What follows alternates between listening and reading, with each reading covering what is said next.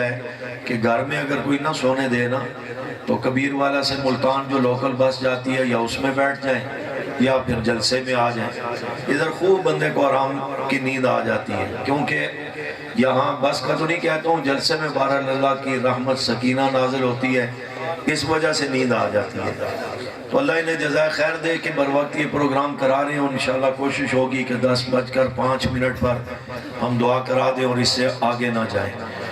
تو اس کے لیے آپ کی توجہ چاہیے۔ عبدالشکور برادران نے جو گفتگو آپ کے سامنے نعتیہ کلام، اپنا منظوم کلام اور اشعار کی صورت میں پیش کی ہے، اسی کی تشریح تھوڑی سی آپ کے گوش و گزار کر کے اجازت چاہوں گا۔ مشن رسالت صلی اللہ علیہ وسلم بڑا محترم، مقدس اور بڑا وسیع عنوان ہے۔ اس کے اگر ایک ایک جز کو اور اس کی تفصیلات کو بیان کریں تو ساری رات کیا ساری زندگی بھی لگے تو یہ ختم نہیں ہو سکتا، اور اگر مختصر اس بات کو ہم سامنے رکھ کر بیان کرنا چاہیں تو وہ وہی مشن رسالت اور پیغام رسالت تھا جو آدم علیہ السلام سے لے کر عیسیٰ علیہ السلام تک اللہ کے 100 لاکھ پیغمبروں اور رسولوں نے، نبیوں اور رسولوں نے پیش کیا، اللہ کی وحدانیت کا ڈنکا بجایا اور پوری دنیا تک اس پیغام کو پہنچانا تھا۔ وہی مشن انبیاء اور مشن رسول ہے جو مشن رسالت صلی اللہ علیہ وسلم ہے۔ ان کے ذمے یہ تھا کہ اپنے قوم اور صوبے اور علاقے تک بس بات پہنچا دیں، یہی مان لے تو کافی ہیں۔ آپ صلی اللہ علیہ وسلم کے ذمے یہ تھا کہ صرف آپ نے علاقے، صوبے اور قوم تک نہیں پہنچانا، اس کو پوری دنیا میں پھیلانا ہے، پوری دنیا میں پہنچانا ہے، اور صرف پہنچانا ہی نہیں، لِيُظْهِرَهُ عَلَى الدِّينِ كُلِّهِ، اس کو سارے ادیان پر غالب بھی کرنا ہے، پوری دنیا میں سارے ادیان پر اس کو غالب بھی کرنا ہے۔ چنانچہ اللہ کے رسول صلی اللہ علیہ وسلم نے اس ذمہ داری کو بڑے احسن طریقے سے نبھایا، اور محنت کر کے 13 سال مکہ مکرمہ میں، 10 سال مدینہ طیبہ میں اپنے مشن رسالت کے پیغام کو دوسروں تک پہنچانے کے لیے، پوری دنیا میں پھیلانے اور غالب کرنے کے لیے صحابہ اکرام، اہل بیت العظام رضوان اللہ تعالی مجمعین کی مقدس جماعت کو تعلیم اور تربیت دے کر تزکیہ نفس کر کے تیار کیا۔ 9 لاکھ مربع میل زمین پر آپ صلی اللہ علیہ وسلم کا یہ مشن رسالت آپ کی حیات طیبہ میں پھیل بھی چکا تھا، غالب بھی ہو چکا تھا۔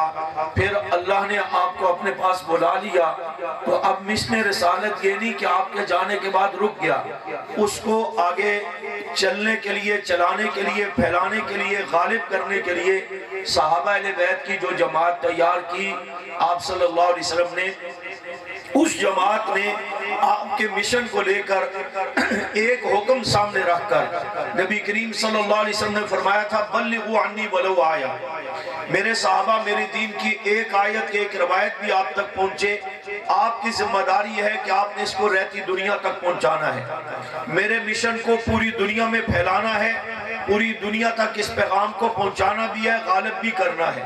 دوسرے موقع پر آپ نے فرمایا تھا، جو حاضر ہیں ان کو بھی میرا مشن بتانا ہے، جو غائب ہیں یعنی کہ آئندہ قیامت تک آنے والے انسان ہیں، ان تک بھی مشن رسالت آپ نے پہنچانا ہے۔ میں نے آپ کو بتا دیا، پڑھا دیا، سکھا دیا، سمجھا دیا، تیار کر دیا، پریکٹیکل آپ سے عمل بھی کروا کر دکھا دیا، اور اللہ نے آپ کو قیامت تک آنے والی انسانیت کے لیے نمونہ بھی بنا دیا، فَإِنْ آمَنُوا بِمِثْلِ مَا آمَنْتُمْ بِهِ فَقَدِ اهْتَدَوْا۔ اب اس پر عمل درآمد کر کے اس کو آگے پہنچانا آپ کی ذمہ داری ہے۔ چنانچہ حضرات صحابہ اکرام رضوان اللہ تعالی مجمعین نے جہاں نبی کریم صلی اللہ علیہ وسلم کے دور میں آپ کے ہر حکم پر، ہر موقع پر، آسان اور مشکل ہر وقت میں آپ کی تابعداری، آپ کی وفاداری، آپ پر جانثاری اور آپ سے حبداری اور وفاؤں کا جو حق ادا آپ کے دور میں کیا تھا، آپ کے دنیا سے رحلت فرمانے کے بعد بھی اس کا حق ادا کیا، اور اللہ تبارک و تعالی نے ان کے لیے پہلے سے قرآن پاک میں اعزاز اور ان کے مقام اور شان اور فضائل کو بیان کر کے بتا دیا تھا، یہ سچے وفادار ہیں جو میرے نبی کے یار ہیں، یہ جس طرح آج میرے محبوب صلی اللہ علیہ وسلم کے ساتھ ہیں، یہ مرتے دم تک محبوب کا ساتھ نہیں چھوڑیں گے۔ اور وہ عملی طور پر صحابہ اہل بیت نے ثابت بھی کر کے دکھایا۔ اب وہ جو مشن رسالت ان صحابہ کے ذمہ لگایا گیا، اس کو پوری دنیا میں پھیلانا ہے۔ اگر کوئی کہے جی صرف سنی سنائی بات ہے یا فلاں کتاب میں لکھا ہوا ہے کہ ایسا ہوا ہے، تو کوئی اس کو جھٹلا بھی سکتا ہے، لیکن اگر عملاً دیکھیں کہ یہ بات واقعہ ہو چکی ہے تو پھر دنیا کفر الٹی لٹک جائے، متے کرے، ماتم کرے، اس حقیقت کو کوئی جھٹلا سکتا نہیں ہے کہ پیغمبر صلی اللہ علیہ وسلم کے صحابہ نے، اہل بیت نے اس مشن رسالت کو پوری دنیا میں پہنچایا بھی، پھیلایا بھی اور غالب کر کے دکھایا۔ اس کی مختصر تفصیل یوں سمجھ لیں، آپ صلی اللہ علیہ وسلم کے کم و بیش 1.25 لاکھ صحابہ اکرام تھے۔ علماء لکھتے ہیں، تحقیق سے بھی یہ بات سامنے آئی اور ہم نے مکہ مکرمہ، مدینہ طیبہ، حجاز مقدس کے ذروں کو چھان کر کے بھی دیکھ لیا، 10,15,000 صحابہ کی قبریں وہاں ملتی ہیں، باقی 1,15,20,000 صحابہ کدھر گئے؟ وہ پوری دنیا میں مشن رسالت کو لے کر کے پھیل گئے۔ باقی ممالک کا تذکرہ کیا جائے بڑی بات لمبی ہو جائے گی، اپنے ملک کی بات کرنا چاہیں گے تو آپ کو تو بتایا گیا کہ مسٹر جناح صاحب نے پاکستان بنایا، بڑی اچھی بات ہے، میرے اور آپ کے بزرگوں کی بھی تو قربانیاں ہیں۔ اور جب آپ پاکستان میں اسلام اور دین کی بات کریں گے تو آپ کو یہ بتایا گیا کہ محمد بن قاسم رحمت اللہ علیہ یہاں پر اسلام کا پیغام سندھ میں سب سے پہلے لے کر کے آئے تھے۔ ہم ان کی خدمات کو بھی خراج تحسین پیش کرتے ہیں، لیکن حقیقت اس سے بھی آگے ہے کہ سن 16 ہجری حضرت عمر رضی اللہ عنہ کے دور سے لے کر سن 42-45 ہجری تک حضرت معاویہ رضی اللہ عنہ کے دور میں مشن رسالت کو پاکستان کی دھرتی پر سب سے پہلے جو لے کر کے آئے ہیں وہ حضرات صحابہ اکرام ہیں۔ وہ کون ہے؟ بلند آواز سے، وہ کون ہے؟ وہ صحابہ اکرام رضوان اللہ تعالی مجمعین ہیں۔ کراچی کے ٹھٹا کے قبرستان میں دیکھ سکتے ہیں، صحابہ آرام فرما ہے۔ شکارپور میں 5 صحابہ آرام فرما ہے۔ سکھر میں 7 صحابہ کی قبریں ہیں۔ آپ کے قریب ملتان میں 1 صحابی آرام فرما ہے۔ بکھر میں 1 صحابی کی قبر ہے۔ بہاولپور کے ساتھ ڈیرہ نواب میں صحابہ آرام فرما ہے۔ اور اسی انداز میں لکی مروت، پشاور، بنو کوہاٹ، یہ وہاں صحابہ آرام فرما ہے جو حضرت معاویہ کے دور میں فتح ہوا۔ اور پجنگی روڈ اصحاب بابا پشاور جہاں تبلیغی جماعت کا مرکز ہے، وہاں آج بھی اللہ کے رسول صلی اللہ علیہ وسلم کے 50 صحابہ آرام فرما ہے۔ یہ پاکستان میں آپ کے ملتان بہاولپور کی ریاست کی سیر کرنے نہیں آئے تھے، آثار قدیمہ دیکھنے نہیں آئے تھے، بزرگوں کے مزارات پر حاضری دینے کے لیے نہیں آئے تھے، یہ مری کلام بحران اور سماعت کی سیر و تفریح کے لیے نہیں آئے تھے۔ یہ نبی کریم صلی اللہ علیہ وسلم کے صحابہ پاکستان کی دھرتی پر آئے تھے، کلمہ لے کر، قرآن لے کر، مشن رسالت لے کر، پیغام دین اسلام لے کر۔ آج آپ کے دروازے پر دستک ہوتی ہے، آپ باہر نکلتے ہیں، مقامی تبلیغی جماعت کا ایک ساتھی کھڑا ہوتا ہے کہ آئیے بھائی مسجد میں جماعت آئی ہے، دین کی بات ہوگی، آ کر اللہ رسول کی بات سنے۔ اسی بات کو آپ تصور میں 1400 سال پیچھے لے جائیں، آپ کے دروازے پر دستک ہوتی ہے، آپ دروازہ کھولیں گے، صحابی رسول کھڑے ہوئے نظر آئیں گے، جی کیسے آنا ہوا، کیا پیغام لائے ہو؟ کلمہ ہے، قرآن ہے، نبی کا فرمان ہے، پورا مشن رسالت لے کر کے آئے ہیں۔ وہ ہے کہ صحابہ آپ کے دروازے تک، آپ کے در پر، آپ کے دروازے پر، آپ کے گھر میں، آپ کے دل تک، آپ کی زبان تک، آپ کی سوچ و فکر تک پیغمبر کا مشن رسالت لے کر کے آئے۔ آپ سے کوئی اجر نہیں مانگا، کوئی مزدوری نہیں مانگی، کوئی فیس طلب نہیں کی، اور اپنا سب کچھ قربان کر کے پیغمبر کا مشن ہم تک پہنچا کر کے گئے ہیں۔ ساری دنیا اس حقیقت کو جانتی ہے، اور اس مشن رسالت کو ہم تک پہنچانے میں جہاں بات کا آغاز نبی علیہ السلام کے بعد حضرت صدیق اکبر کی خلافت بلا فصل سے ہوتا ہے، پھر حضرت عمر کی عدالت سے ہوتا ہے، حضرت عثمان کے حیا اور کردار سے ہوتا ہے، حضرت علی رضی اللہ عنہ کی شجاعت و کردار سے ہوتا ہے، حسن حسین کے صبر، تدبر اور استقامت سے ہوتا ہے، وہاں اس میں بہت بڑا کردار حضرت معاویہ بن ابی سفیان رضی اللہ عنہ کے کردار سے ہوتا ہے کہ جنہوں نے اپنے دور میں سنان بن مسلمہ رضی اللہ تعالیٰ صحابی رسول کو 12,000 کا لشکر دے کر کے بھیجا، افغانستان، کابل، جلال آباد، غزنی، پشاور، بنو کوہاٹ کو اسی لشکر نے فتح کیا۔ آج ہم مسلمان ہیں، آج مساجد مدارس موجود ہیں، دارالعلوم کبیر والا موجود ہے، مساجد مدارس موجود ہیں، علماء موجود ہیں، طلباء موجود ہیں، حفاظ موجود ہیں، قراء موجود ہیں، مفتیان موجود ہیں، شیخ الحدیث حضرات موجود ہیں اور مفسرین حضرات موجود ہیں۔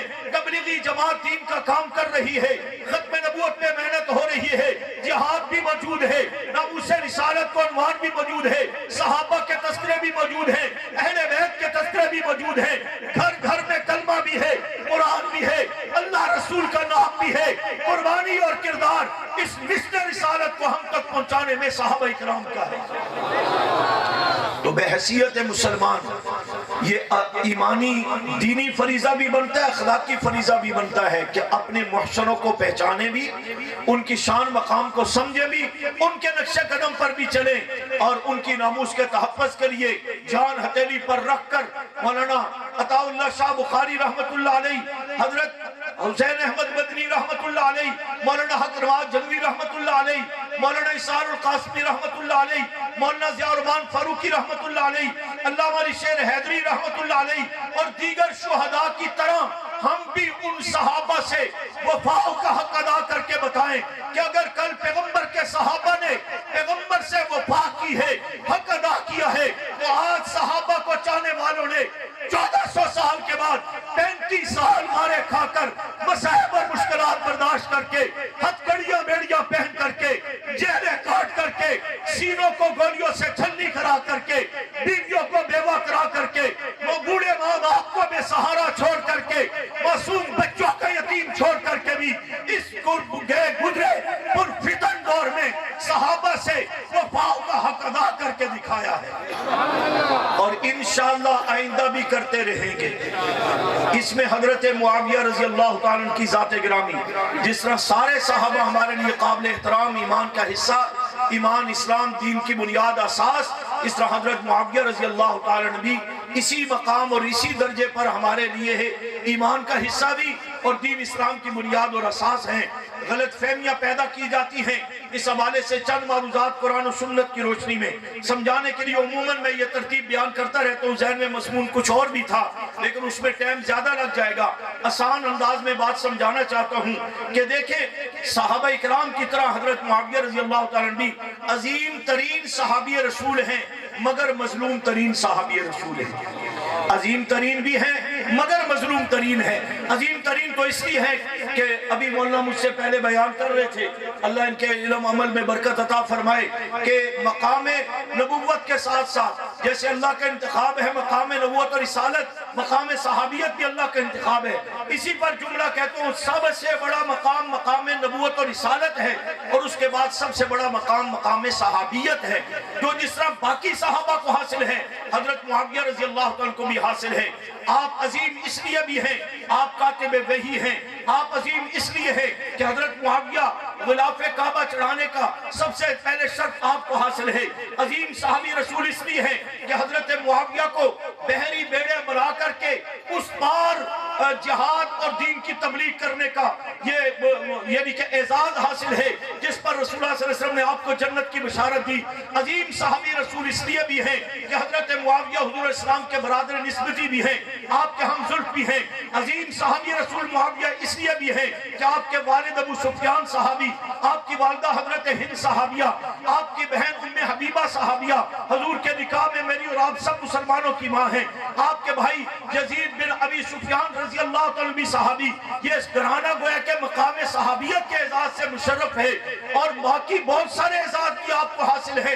حضور کی خدمت کی، حضور کا وضو کروایا، آپ کے جوتے سیدھے کیے، آپ کی خدمت میں مسلسل وقت گزارا اور مظلوم ترین اس لیے ہیں کہ باقی صحابہ کو بھی کفار تنقید کا نشانہ بناتے ہیں، لیکن ان کے بعض معاملات کو سامنے رکھ کے جبکہ حضرت معاویہ رضی اللہ عنہ کے ہر معاملے کو تنقید کا نشانہ بنایا جاتا ہے، آپ کے ایمان لانے کے معاملے پر تنقید، صحابی رسول ہونے پر تنقید، نبی علیہ السلام کے ساتھ رشتہ داریوں پر تنقید، آپ کے قبیلہ بنو امیہ پر تنقید، آپ کے والدین پر تنقید، آپ کے ہمشیرہ ام حبیبہ رضی اللہ عنہا پر تنقید، آپ کے کاتب وحی ہونے پر تنقید، آپ کے رسول اللہ کے رازدان ہونے پر تنقید، آپ کے خلیفہ راشد ہونے پر تنقید، آپ کے ہر معاملے کو تنقید کا نشانہ بنایا جاتا ہے۔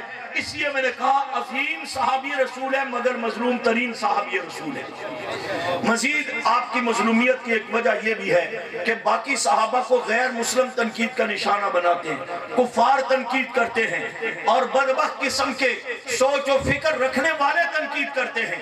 حضرت معاویہ رضی اللہ عنہ وہ مظلوم صحابہ ہیں، وہ مظلوم صحابی ہیں کہ اہل سنت کے لبادے میں بعض اپنے بھی معاف کرنے کے لیے تیار نہیں، تحقیق کے نام پر جی بڑی کتابوں میں لکھا ہے جی یہ لکھا ہے وہ لکھا ہے فلاں لکھا ہے، اور وہ دن رات محنت کرتے جیسے مولانا حق نواز رحمۃ اللہ علیہ اور اس کی جماعت کے یہ دو صحباب، یہ جتنے ذمہ دار بیٹھے، یہ دن رات صحابہ کی شان بیان کرنے، پھیلانے، عام کرنے کی فکر میں رہتے ہیں۔ ایسے بعض اہل سنت کے لبادے میں اس فکر میں رہتے ہیں کہ ہم پورا کتب خانہ چھانٹ مارے اور ہر وہ روایت، ہر وہ جملہ نکالے جو حضرت معاویہ کے خلاف جاتا ہے۔ اس کو پتہ نہیں وہ کتنی بڑی عبادت سمجھتا ہے۔ اس لیے میں نے کہا مظلوم ترین صحابی رسول کے اپنے بھی معاف نہیں کرتے، اور ظلم یہ عبد الشکور برادران بیٹھے ہیں، دیگر علماء بھی ان کے لمحے ہوگا۔ 1963 میں ملتان میں جب سب سے پہلے یوم معاویہ کی بنیاد حضرت شاہ جی رحمت اللہ علیہ کے صاحبزادوں نے رکھی، ابو ذر غفاری رحمت اللہ علیہ اور دیگر حضرات نے، ابو ذر معاویہ رحمت اللہ علیہ اور دیگر حضرات نے تو اپنے مسلک کے لوگوں نے سٹیج الٹ دیا، جلسہ الٹ دیا کہ کس کا نام لے رہے ہو۔ اس حد تک غلط فہمی صحابی رسول کے متعلق ڈالی گئی کہ مسلمان نام سننے سے بھی گریزاں ہو گیا، نام رکھنا دور کی بات ہے، نام سننے سے گریزاں ہو گیا۔ دلیل کیا ہے؟ ثبوت کیا ہے؟ کوئی قرآن پاک کی آیت نہیں ہے، کوئی نبی کریم صلی اللہ علیہ وسلم کی مستند روایت نہیں ہے، بس کتابیں اٹھائی ہوئی ہیں، اور میں ایک جملہ کہا کرتا ہوں، اتنی موٹی کتاب لا کر کے آپ کو دکھائی جائے جی یہ لکھی ہے فلاں علامہ صاحب نے، اس میں بہت سارے حوالے دیے، بہت ساری روایتیں ہیں، جس سے یہ ثابت ہوتا ہے کہ معاذ اللہ حضرت معاویہ جو صحابی رسول ہے، انہوں نے معاذ اللہ بڑا ظلم کیا اہل بیت کے ساتھ، حضرت علی کے مقابلے میں آئے، یہ کیا وہ کیا فلاں کیا۔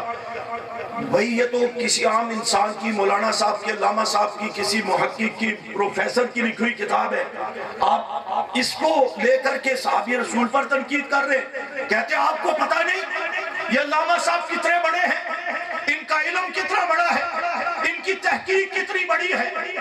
کیا بتانا چاہتے ہو کہ علامہ نے جو لکھا ہے وہ ٹھیک ہے اور صحابی رسول معاذ اللہ غلط ہے؟ بات سمجھ رہے نا آپ؟ علامہ جو 14 سال کے بعد لکھ رہا ہے، کوئی قلم کار ہے، کوئی محقق ہے، کوئی مورخ ہے، وہ جو لکھ رہا ہے وہ کہتے ہیں ٹھیک ہے، تو کیا ثابت کرنا چاہتے ہو کہ معاذ اللہ صحابی رسول غلط ہے؟ جن کے لیے قرآن پاک نے، اللہ نے ان کے ایمان، تقوی، طہارت، سب چیزوں کی تائید اور تصدیق فرمائی، گواہی دی، وہ معاذ اللہ غلط، علامہ کی بات ٹھیک ہے؟ کتاب پیش کر کے مزید آپ کو متاثر کرنے کے لیے بتایا جائے گا جی حضرت کا نام تو پڑھے نا جی، یہ بات 2 لائنوں میں تو القاب لکھے ہوئے، علامۃ العصر والمغرب والفضی والشاہ والپاکستان والپٹھان والملتان و پتہ نہیں کیا کچھ۔ اب کہتے ہیں جی یہ حضرت صاحب تو غلط نہیں لکھ سکتے، چاہے اس کا تعلق میرے مسلک سے ہو، بریلوی مسلک سے ہو، اہل حدیث مسلک سے ہو، اہل سنت کی زیادتیوں کی بات کر رہا ہوں۔ کہتے ہیں جی یہ حضرت صاحب تو غلط نہیں لکھ سکتے، بڑی تحقیق ہے، ان کا علم بڑا ہے، ان علامہ صاحب کا نام بڑا ہے جو حضرت معاویہ کے خلاف لکھ رہے ہیں، ان کا جناب مقام بڑا ہے، نام بڑا ہے، منصب بڑا ہے، پیٹ بڑا ہے، جبہ بڑا ہے۔ میں سادہ سا لفظ کہتا ہوں، کیا یہ علامہ صاحب اللہ سے بھی بڑے؟ بولو بھائی، یہ علامہ صاحب اللہ سے بڑے؟ یہ نبی کریم صلی اللہ علیہ وسلم سے بڑے؟ تو پھر حضرت معاویہ اللہ کے بندے ہیں، رسول اللہ صلی اللہ علیہ وسلم کے صحابی ہیں، شاگرد ہیں، مرید ہیں۔ اللہ اپنے بندے کو زیادہ بہتر جانتا ہے یا 1400 سال کے بعد کا قلم کار بہتر جانتا ہے؟ اللہ بہتر جانتا ہے۔ نبی کریم صلی اللہ علیہ وسلم بحیثیت استاد اپنے شاگرد کو، نبی اپنے صحابی کو، نبی اپنے امتی کو اور مرشد اپنے مرید کو بہتر جانتا ہوتا ہے یا بعد کا کوئی زیادہ بہتر جانتا ہے؟ ظاہر ہے استاد اپنے شاگرد کو بہتر جانتا ہے، نبی کریم صلی اللہ علیہ وسلم بہتر جانتے ہیں۔ اب میں بھی ادھر ادھر کی کتابوں کا حوالہ دوں نہیں، بات پوچھتے ہیں اللہ سے مقام معاویہ کیا ہے؟ اللہ کی نظر میں، قرآن کی نظر میں مقام معاویہ کیا ہے؟ رسول اللہ صلی اللہ علیہ وسلم کی نظر میں شان معاویہ کیا ہے؟ بھائی انہی دو باتوں پر اور نام پر چند جملے کہہ کے بات مختصر یہ بنیاد دے رہا ہوں، پھر آپ اس پہ علماء کے پاس بیٹھے اور ان سے سمجھے، بات سمجھ آ جائے گی۔ بیٹھے یہ جو لکھ دیا جاتا ہے جی بہرحال ہے تو صحابی رسول ہے، بڑے اچھے ہیں، بڑا ان کی خدمات ہے، لیکن تھے باغی معاذ اللہ، تھے طاغی معاذ اللہ ہے کیا؟ علماء بیٹھے ان کے لیے جملہ کہتا ہوں معذرت سے، ایک طرف اصول ہے صحابہ کلہم عدول کہ تمام صحابہ عادل ہیں، اور دوسری طرف ساتھ کہتے ہیں حضرت معاویہ باغی بھی ہے، ظالم بھی ہے، باغی بھی ہے، طاغی بھی ہے۔ تو کیا ایسا کوئی شریعت کا اصول ہے کہ بیک وقت ایک آدمی عادل بھی ہو ظالم بھی ہو؟ یہ کوئی اصول ہے؟ تو پھر چھوڑو نا، پھر کیوں کہتے ہو فلاں بزرگوں نے لکھا ہے، فلاں کتاب میں لکھا ہے؟ تمہاری ڈیوٹی لگائی گئی ہے کہ وہ روایتیں نکال کر دشمن کو سہولت فراہم کرو کہ صرف تم تبرہ نہیں کرتے، تم سے زیادہ اہل سنت بھی کرتے ہیں۔ اس بڑا حساس عنوان ہے، اسے دیانتداری کے ساتھ۔ کیا قرآن پاک نے 1400 سال پہلے اللہ نے دعا نہیں سکھائی تھی ربنا اغفر لنا ولاخواننا الذین سبقونا بالایمان، کہ یا اللہ ہماری بھی اور ہم سے پہلے ایمان لانے والوں کی مغفرت فرما۔ سب سے پہلے ایمان لانے والے صحابہ مراد ہیں، اور آگے دعا میں سکھایا اللہ نے ولا تجعل فی قلوبنا غلا للذین آمنوا ربنا انک رؤوف رحیم۔ اللہ ہمارے دلوں میں ان صحابہ کے متعلق کسی قسم کا بغض اور کینہ نہ لانا۔ اللہ کے رسول صلی اللہ علیہ وسلم صحابہ کو مخاطب کر کے کہتے ہیں مجھے آپس میں اونچ نیچ ہونے والی باتوں کی شکایتیں نہ کیا کرو۔ شاگردوں کی شکایت استاد کو کی جاتی ہے نا، مجھے شکایتیں نہ کیا کرو۔ میں چاہتا ہوں جب میں دنیا سے جاؤں تو رب میرا دل تم صحابہ کے متعلق بالکل صاف ہو۔ معصوم پیغمبر کہہ رہے ہیں میرا دل صاف ہو، اور تم تحقیق کے نام پر اس وقت تک تمہاری روٹی نہیں ہضم ہوتی، اس وقت تک نیند تمہیں نہیں آتی جب تک چند روایتیں جملے نکال کر کے صحابی رسول کو باغی طاغی ظالم ثابت نہ کرو۔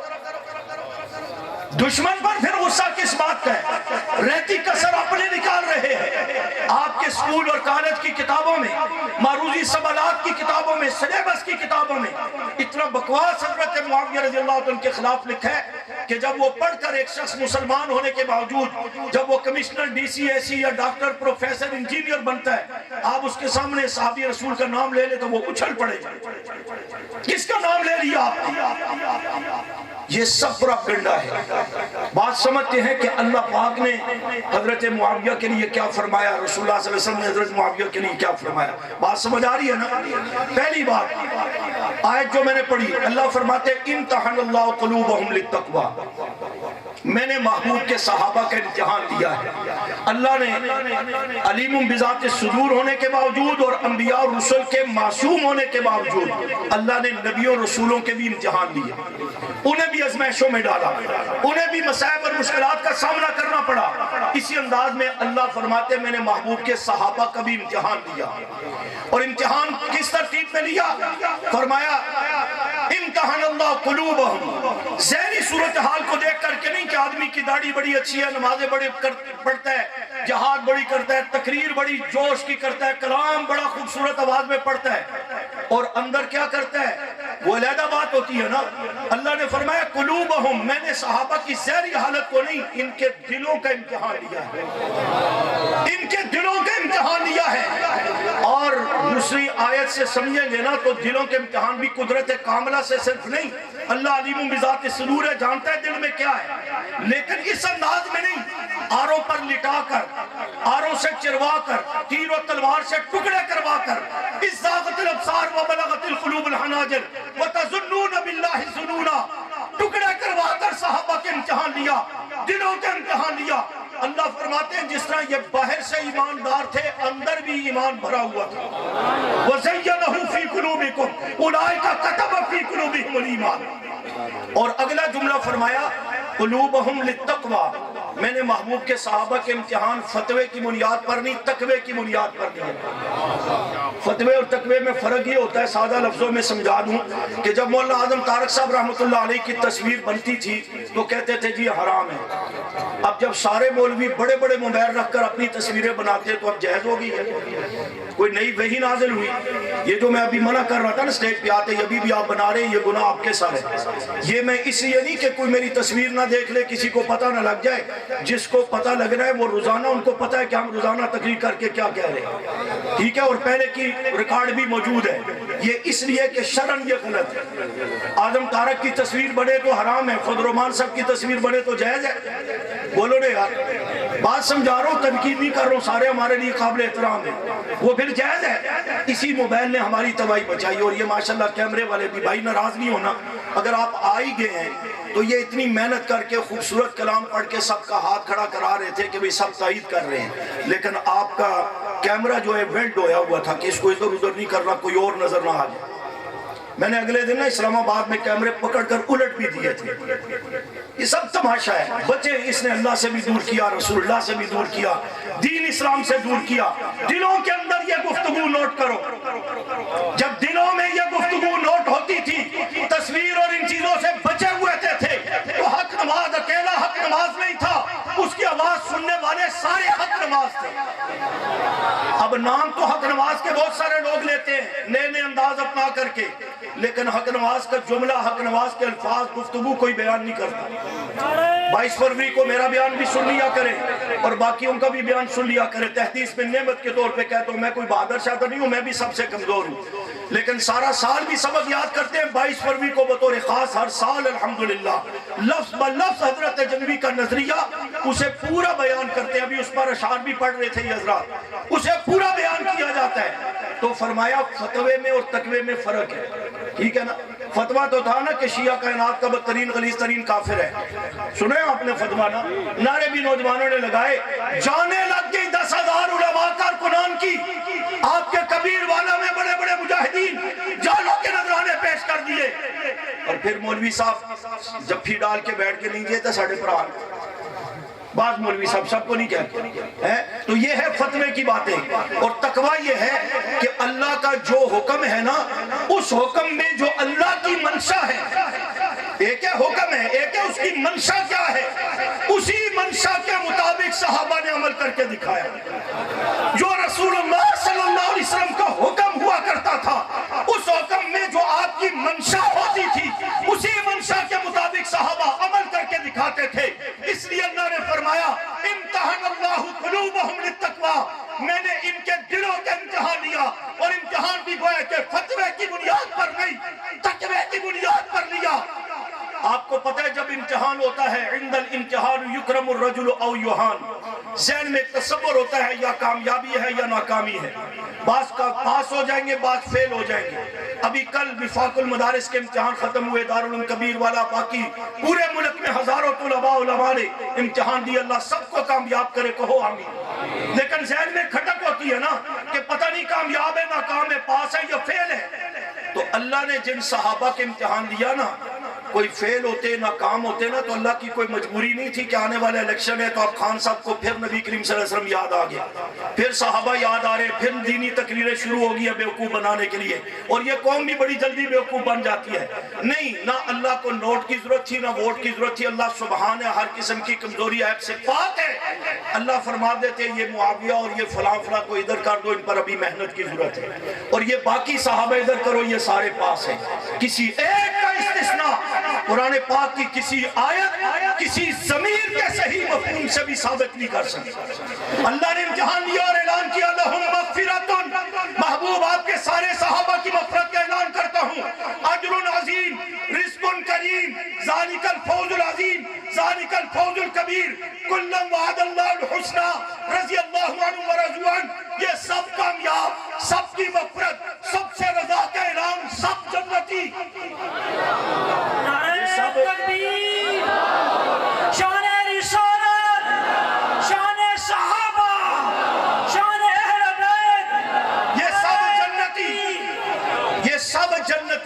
کا استثناء ہے حضرت معاویہ سمیت تو ثابت کرو۔ قرآن کریم کی 1226 آیات تقریباً صحابہ کی شان میں اجمالاً قرآن پاک میں موجود ہے، جس میں صحابہ کے ایمان، تقویٰ، طہارت، امانت و دیانت کی تفصیلات کو بیان کیا۔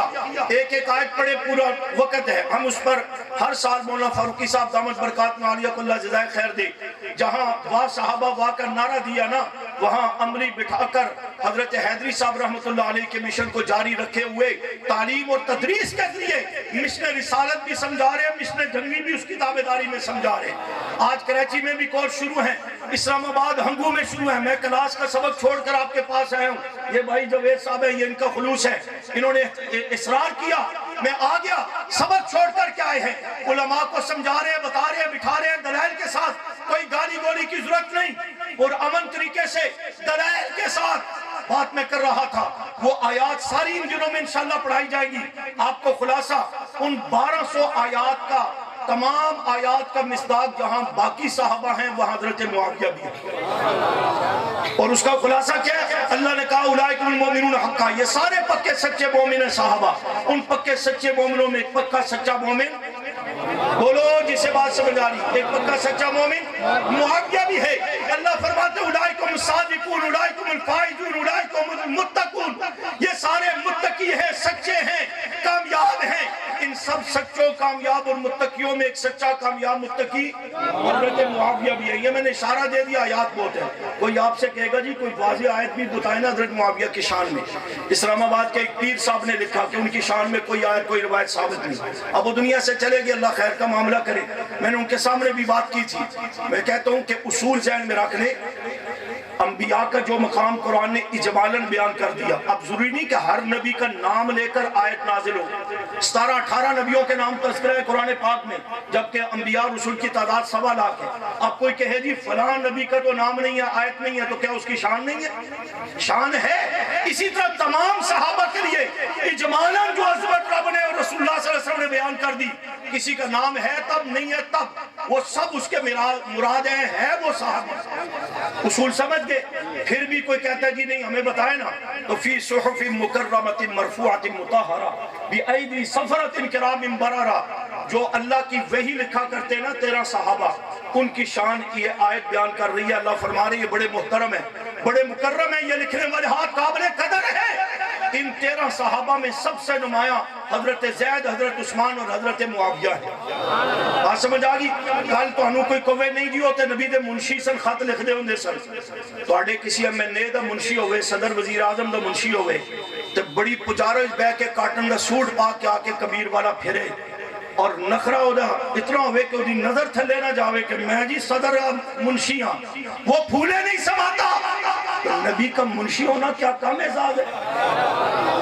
اگر حضور کے خطوط ہی حضرت معاویہ لکھتے تھے، فرامین لکھتے تھے، تو نبی کے فرامین بھی تو وحی کا حصہ ہے۔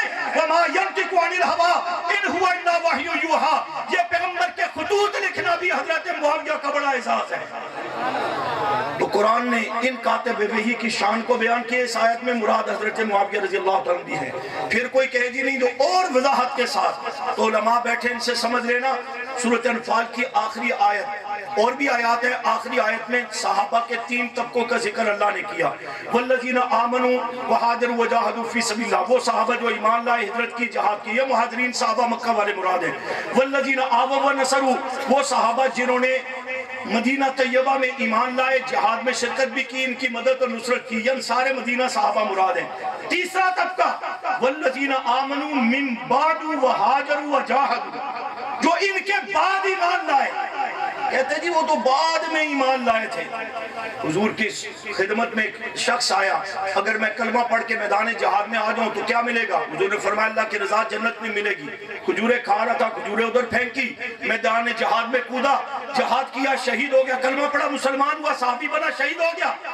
حضور نے کہا لاؤ اس کا جنازہ پڑھاؤں، صحابہ نے کہا نہ نماز پڑھی، نہ ذکر کیا، نہ جہاد، نہ کوئی عمل، فرمایا کلمہ پڑھا ہے، من قال لا الہ الا اللہ دخل الجنہ، وہ ایک لمحے کا صحابی مسلمان جنتی ہے۔ امیر معاویہ نے حضور کی صحبت میں 4 سے 5 سال گزارے، عمرۃ القضاء سے یا فتح مکہ سے لیا جائے 4-5 سال گزارے، غزوہ حنین، تبوک، طائف کے غزوات میں آپ کی قیادت میں جہاد کیا، نمازیں آپ کی قیادت میں پڑھی، عید آپ کی قیادت میں پڑھی، جمعے آپ کی قیادت میں پڑھے، جس نے اتنا وقت صحبت میں گزارا اس کو کوئی اعزاز نہیں؟ ہاں تو میں بتا رہا تھا جو بعد میں ایمان لائے تینوں طبقوں کا یا اللہ اعزاز کیا ہے؟ فرمایا اولئکم المؤمنون حقا، یہ پکے سچے مومن ہیں، لہم مغفرت، سب کے لیے مغفرت کا اعلان ہے، ورزق کریم، یہ سب کے لیے جنت کی روزی، عزت کی روزی، جنت کے انعامات مراد ہیں، ان سب کے لیے اعلان ہے۔ یہ بعد میں ایمان لانے والے حضرت خالد، حضرت عمر بن عاص، حضرت معاویہ ہے۔ ٹھیک ہے، بات سمجھ آگئی؟ مزید کہو جی کیسے جوڑ رہے ہو؟ میں نہیں جوڑ رہا۔ والذین آمنوا من بعد وہاجروا وجاہدوا، اللہ کہہ رہے معکم فاولئک منکم، یہ ان پہلوں کے ساتھ ہے، ان میں شامل ہے۔ بات سمجھ آگئی؟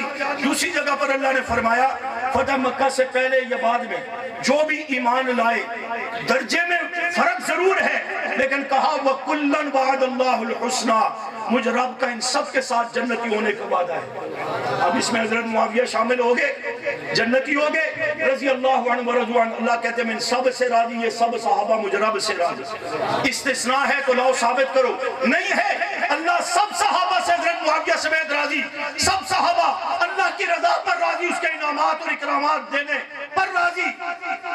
حضرت کہتے ہیں جی یہ حضور کے دور میں راضی ہو گئے تھے، نبی علیہ السلام کے دنیا سے جانے کے بعد حضرت علی کے مقابلے میں آگے یہ ہو گیا وہ ہو گیا، اس لیے ناراض۔ بھئی کوئی دوبارہ وحی آئی تھی کہ حضرت معاویہ سے اللہ ناراض ہوئے؟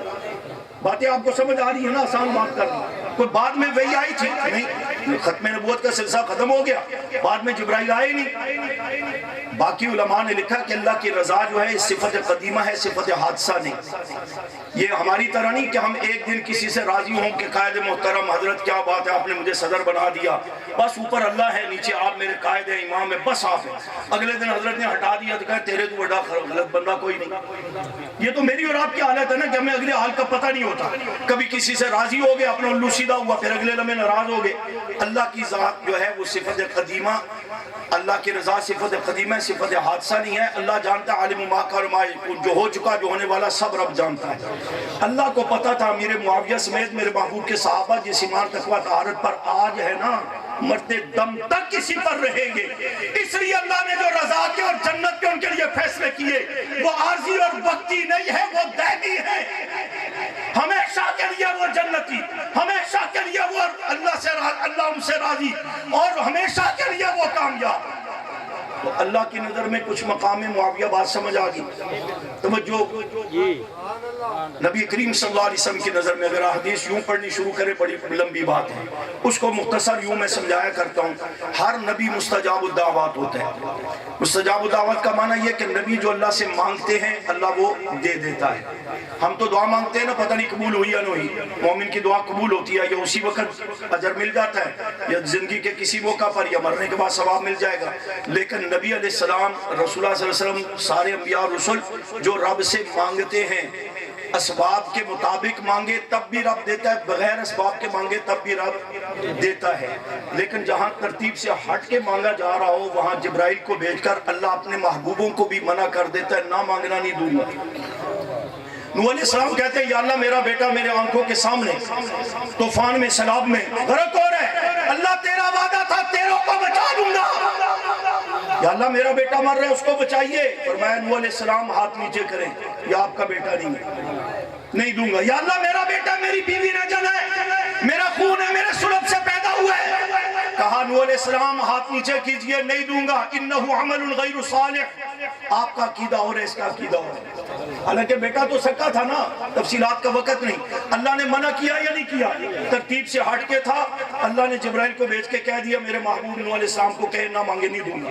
نبی علیہ السلام اپنے چچا کے لیے مانگ رہے، یا اللہ چچا سے پہلے کہا کلمہ پڑھ لے، جنت میں جائے گا، اللہ راضی ہو جائے گا، جہنم سے بچ جائے گا، تو نے میری بڑی خدمت کی، پہلے بھی دعوت دی آخری وقت میں بھی دعوت دی۔ چچا نے کہا مان تو بچی دے، تو سچا تیرا دین سچا، قوم کے سامنے کلمہ پڑھوں گا، ناک کٹ جائے گی، ناک کا مسئلہ ہے کہ جناب چونکہ میں فلاں ہوں اس لیے مجھے ہی سب کچھ ہونا چاہیے، چاہے کام کا طریقہ آئے نہ آئے، سربراہ مجھے ہونا چاہیے سارا کام۔ تو فرمایا ناک کٹ جائے گی، ناک کا مسئلہ ہے، اس لیے میں نہیں پڑھتا. حضور رحمت للعالمین تھے. لعلک باخع نفسک اللہ یکون مؤمنین. یہ ساری انسانیت کلمہ پڑھ کے مسلمان ہو جائے. آپ نے کہا اچھا میں اللہ سے دعا مانگوں گا اللہ اس کی مغفرت فرما دے, اس کو جنت میں بھیج دے. ابھی حضور نے ہاتھ نہیں اٹھائے تھے جبرائیل آ گئے. محبوب رسول اپنی جگہ پر, اصول اپنی جگہ. آپ کا چچا ہے, اسے جنت میں بھیجنا ہے نا, میری رضا چاہیے نا, تو اصول موجود ہے نا. فَإِنْ آمَنُوا بِمِثْلِ مَا آمَنْتُم بِهِ فَقَدِ اهْتَدَوْا. اسے کہو ابو بکر صدیق کی طرح کلمہ پڑھے, عمر عثمان علی طلحہ زبیر معاویہ کی طرح صحابہ کی طرح کلمہ پڑھے. جنت بھی ملے گی, اللہ کی رضا بھی ملے گی. وہ کہتا ہے میں مانتا نہیں ہوں, میں کلمہ نہیں پڑھتا. آپ کہتے ہیں میں دعا کروں گا آپ جنت میں جائیں گے. فرمایا نہ مانگنا, نہیں دوں گا. منع کیا یا نہیں کیا؟ اور اس مستجاب الدعوات پیغمبر, مسئلہ سمجھے, اس مستجاب الدعوات پیغمبر کو منع کیا جن کے لیے درجنوں حدیث میں واقعات ہیں. میں ایک دو کی طرف اشارہ کرتا ہوں, وقت نہیں ہے. صحابہ نے کہا اللہ کے رسول صلی اللہ علیہ وسلم بڑے دن ہوئے بارشیں نہیں ہوئی, فصلیں تباہ ہو رہی ہیں, دعا کیجئے نا بارش اللہ دے.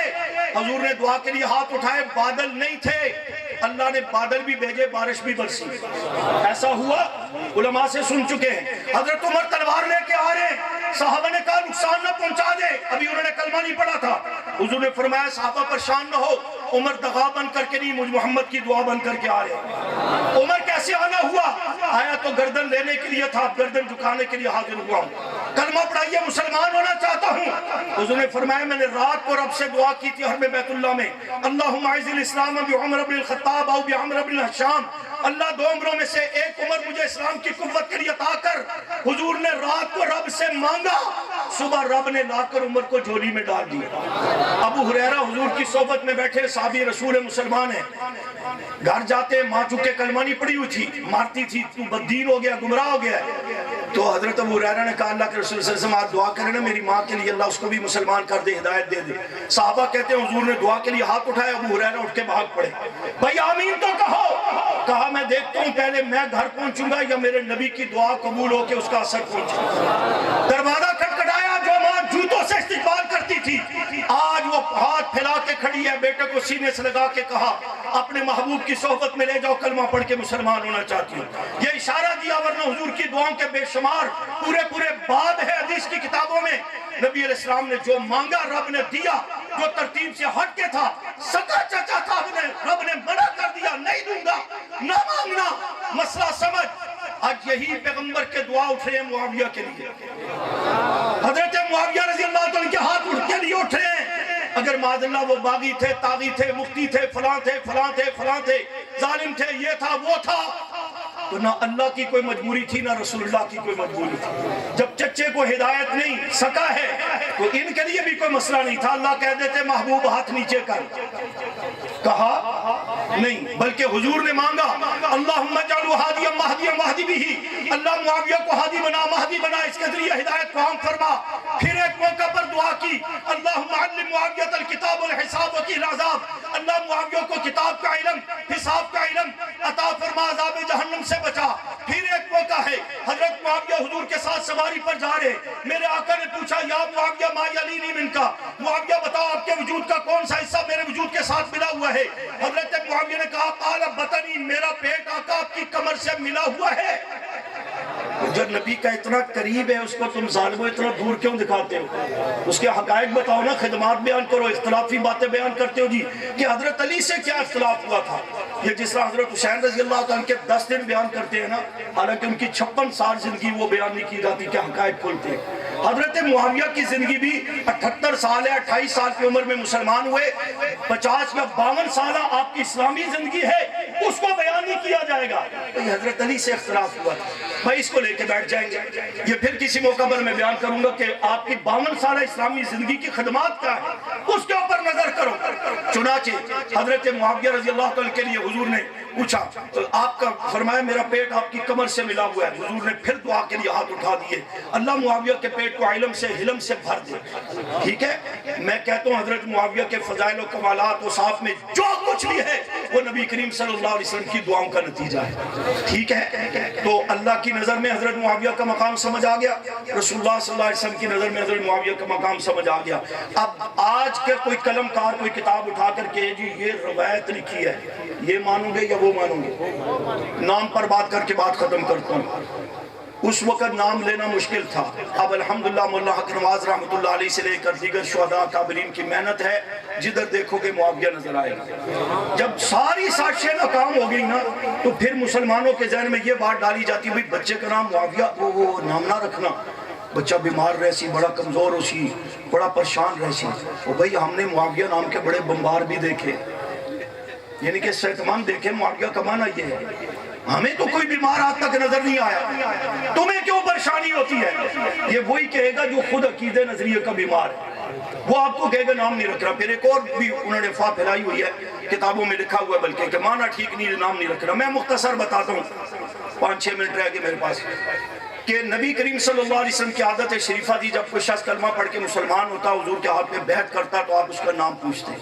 نام اور معنی ٹھیک ہوتا رہنے دیتے, غلط ہوتا تو بدل دیتے. کان یغیر الاسم الکبیر, حدیث کی کتابوں میں باقاعدہ باب ہے اور درجنوں نام ہے جو حضور نے تبدیل کیے. پہلے مسلمان حضرت صدیق اکبر رضی اللہ عنہ کلمہ پڑھا, عبد الکعبہ نام تھا, حضور نے بدل کر عبداللہ نام رکھا. نبی اسلام کی چوتھی بیٹی حضرت فاطمہ کے ہاں بچے کی ولادت ہوئی, حضرت علی نے حرب نام رکھا, حرب کا معنی جنگجو, حضور نے بدل کر حسن نام رکھا.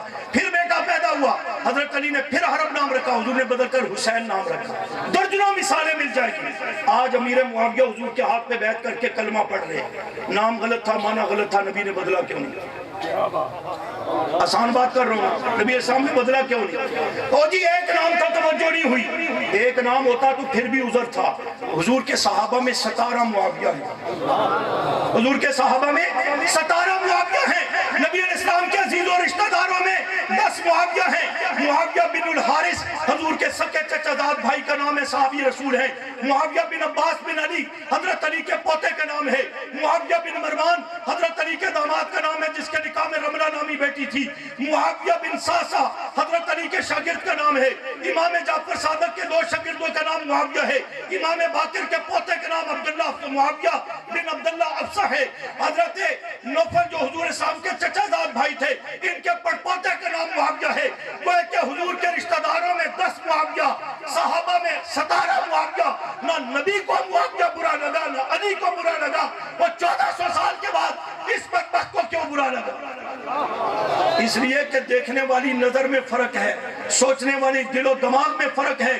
یہ نوجوان ویسے ہی تو نہیں کہتے. معاویہ کو اور صحابہ کو ماننے اور سمجھنے کے لیے ماں کا نیک ہونا اور باپ کا ایک ہونا ضروری ہے. بات نہیں سمجھے, ماں کا نیک ہونا اور باپ کا ایک ہونا ضروری ہے. جہاں سسٹم ہی مشکوک ہو سارا, اسے کیا شان معاویہ سمجھ آئے.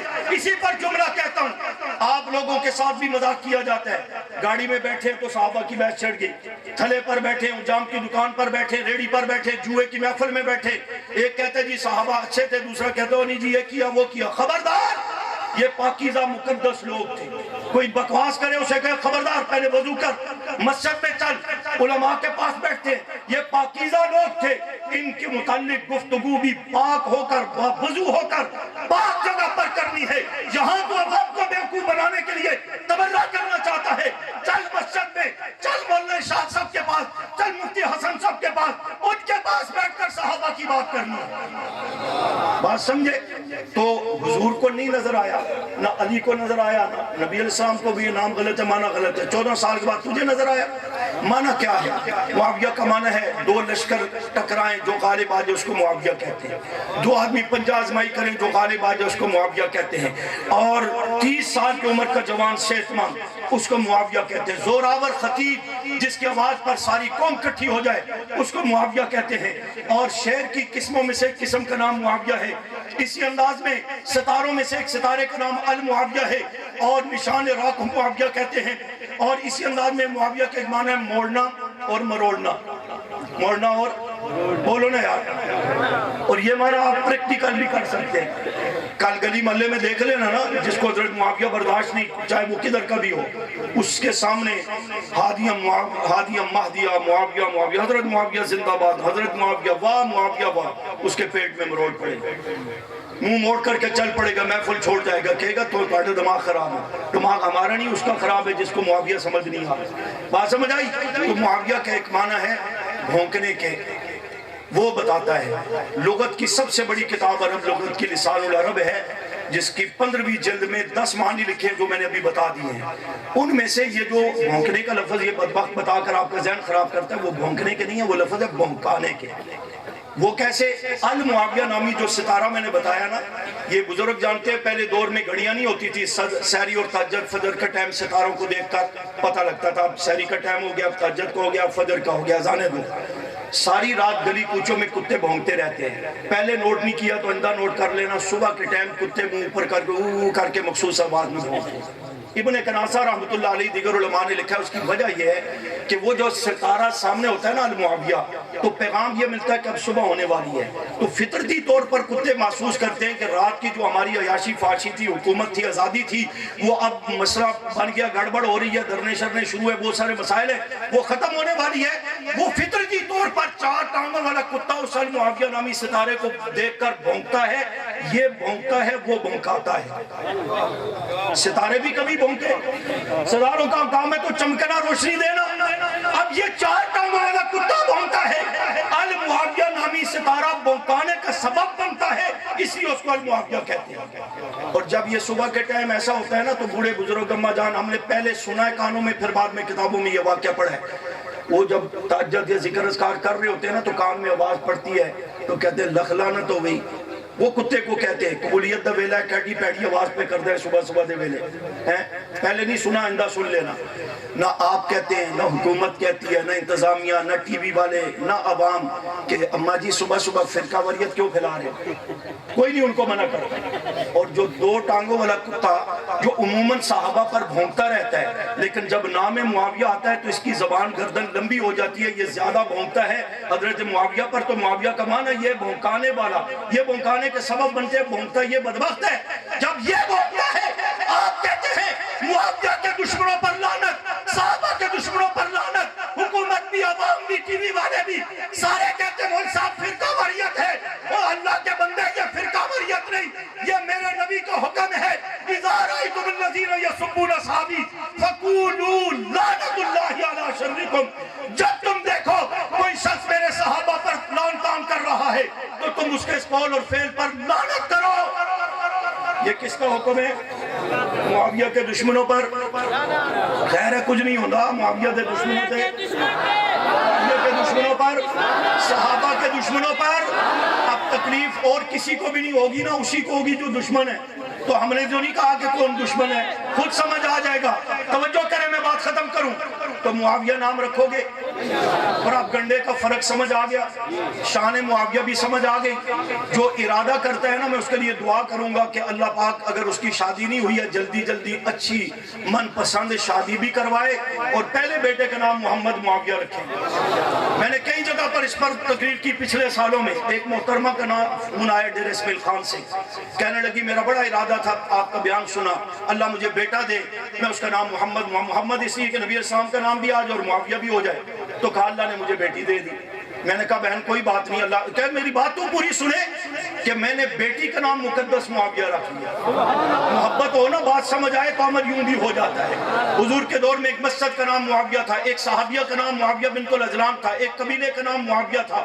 اور مولانا حق نواز اور آپ کی محنت سے جو کل معاویہ نام برداشت نہیں تھا، آج گلی گلی کوچا کوچا مسجدوں کے نام معاویہ، مدرسوں کے نام معاویہ، اکیڈمیوں کے نام معاویہ، چوکوں چوراہوں کے نام معاویہ. کراچی میں تبت سنٹر بدل کر معاویہ سنٹر بن گیا، ہر طرف معاویہ ہی معاویہ.